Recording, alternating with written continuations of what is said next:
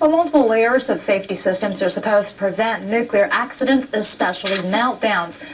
But as the Fukushima nuclear crisis demonstrates, nature has challenged man's best plans. Here's what happened to get Japan into the state it is in now. The first explosion blew out the top part of a reactor containment building at the Fukushima No. 1 nuclear power plant. This footage inside the building was taken during a regular inspection. The nuclear reactor is housed behind this robust wall. This is what a nuclear reactor looks like. The uranium inside the fuel rod inside the reactor undergoes nuclear fission. The rods emit heat, generating energy. Usually water cools them to maintain their temperature at 270 degrees Celsius. But if the cooling fails, the temperature could rise to over 1200 degrees. This temperature is hot enough to melt the fuel rods.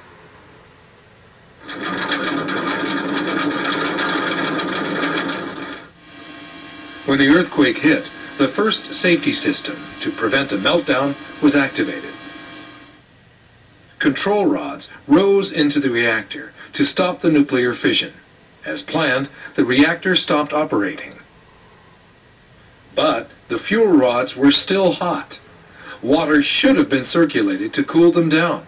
However, this didn't happen because of a power outage right after the quake. So the second safety system turned on.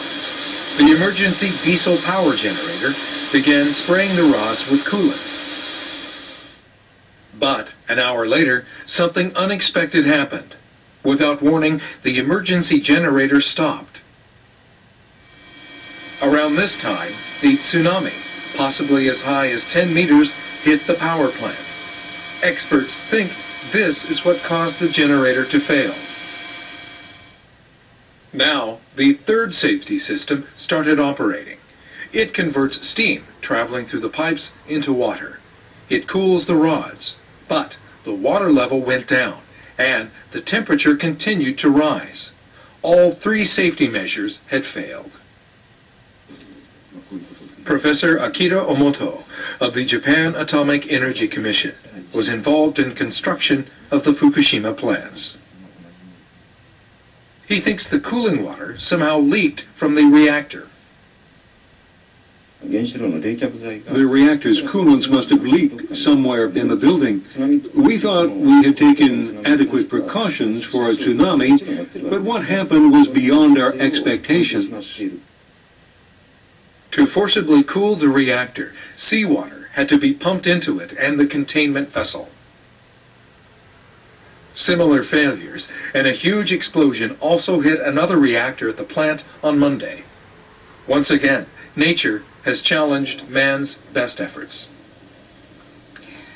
And other countries are bracing for radioactivity leaked from nuclear power plants in Fukushima Prefecture. Russia is monitoring radiation levels every hour at a national observatory in the Far East, rather than conduct the country's usual daily checks.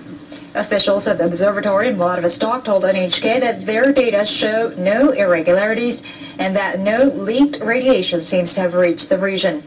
The observatory is to continue its intensive monitoring until the safety of the Japanese plants can be ensured.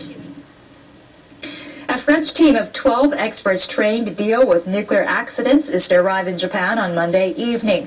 The team is equipped to decontaminate and treat people exposed to radiation and is expected to coordinate with Japan's government. And the U.S. Nuclear Regulatory Commission, which controls nuclear power plants in the country, has sent 2 experts to Japan. And as for the radiation monitoring data,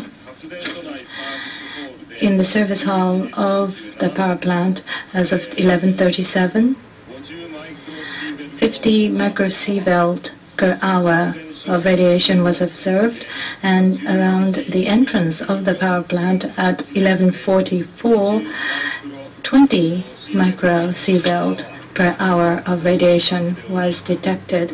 So there is not much difference or development taking place in terms of radiation.